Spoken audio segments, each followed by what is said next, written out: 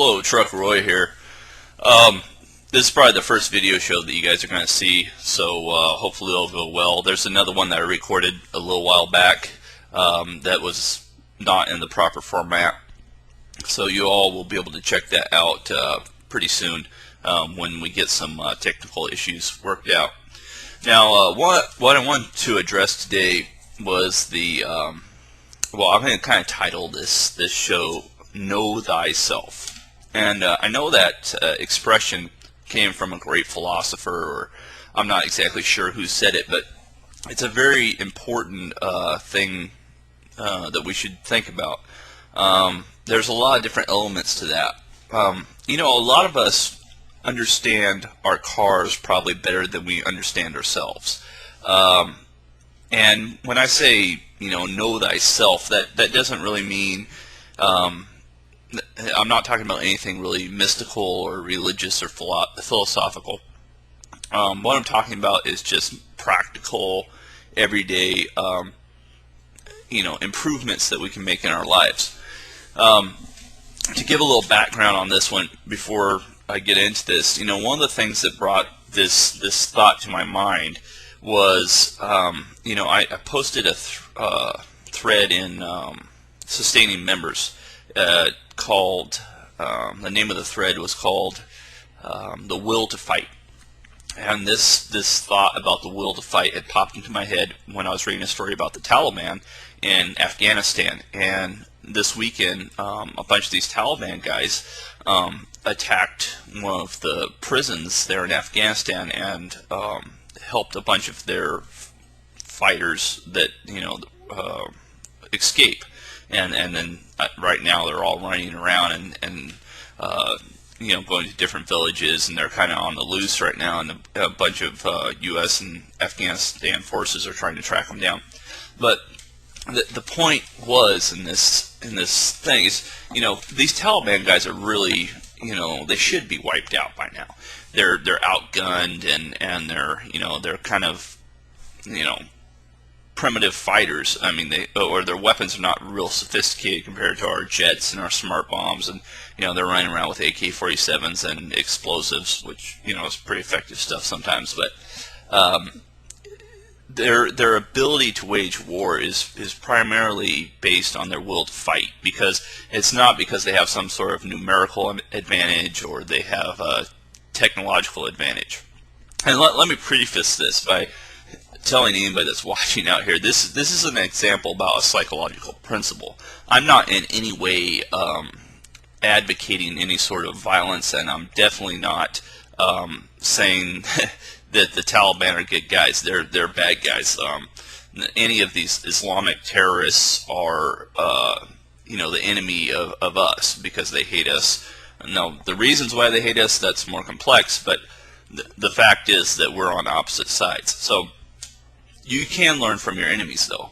And one of the things we can learn from these people, and that we can learn not just from this conflict, but from historical conflicts throughout time, just recently, going back as far as the Vietnam War, you see a group of people who have really internalized struggle as part of their life, and they have a willingness to sacrifice their lives, and they're outgunned, they're outmanned, but they end up outlasting U.S. forces. I don't know if that's going to happen in Afghanistan, but it did happen in Vietnam.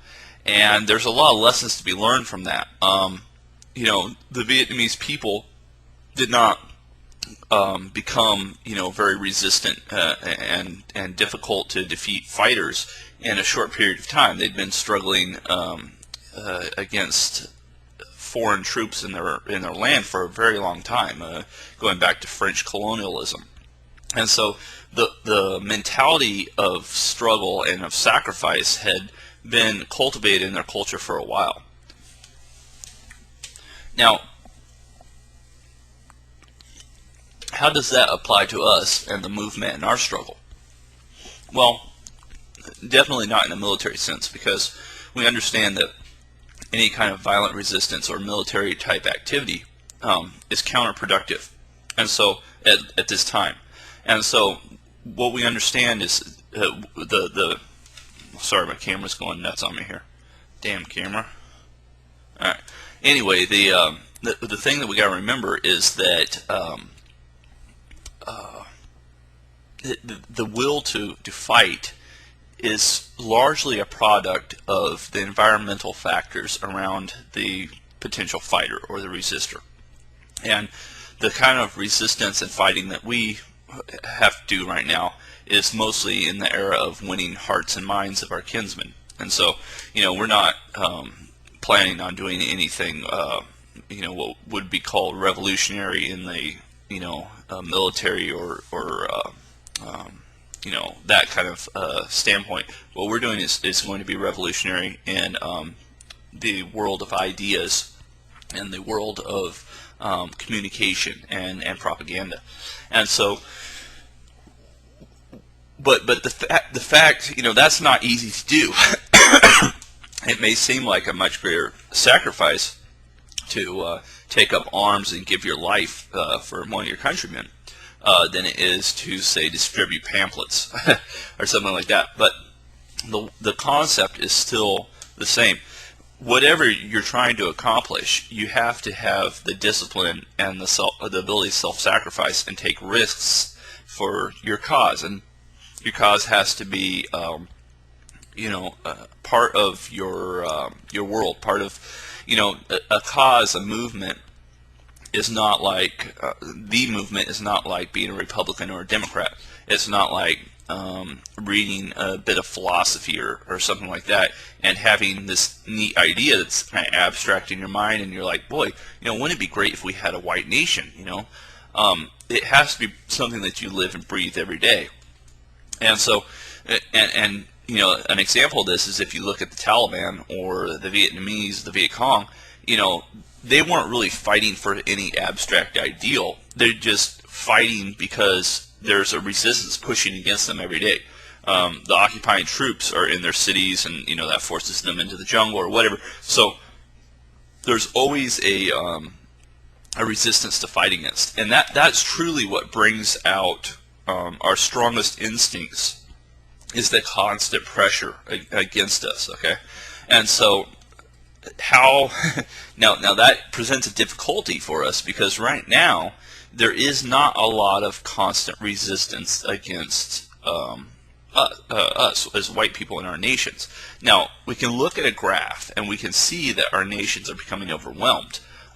We can see, non-whites coming into our neighborhoods. We can see, a statistic that our birth rates are really bad, and that, we can understand intellectually that our race within 50 years will be very close. It'll be on the edge of threatened with being wiped out, because whites are going to become a minority in pretty much every white nation within 50 years. And we know that once you become a minority in a multicultural society, the chances of you being bred out of existence or killed or whatever is very, very high. And once we lose control of our countries, our future does not look very good at all. But that's an abstract ideal. I mean, it's undeniable. The facts and the figures are there, and we can understand. We can see it every day. As we see non-whites come into our workplace and into our neighborhoods. So it's real, but it's not causing us a lot of deprivation right now. Even whites that have been mugged or beat up by blacks or whatever, that's a very real thing that for a period of time shocks them into thinking about these issues maybe, but it still may not motivate them enough to actually try to resist. It's like, how do you resist lightning strikes? And if there's something that strikes out of the blue against you, then you're sometimes people are traumatized by it, but they can't really predict when it's going to happen again. They know the threat is there, but they don't know when or where the threat will strike them again.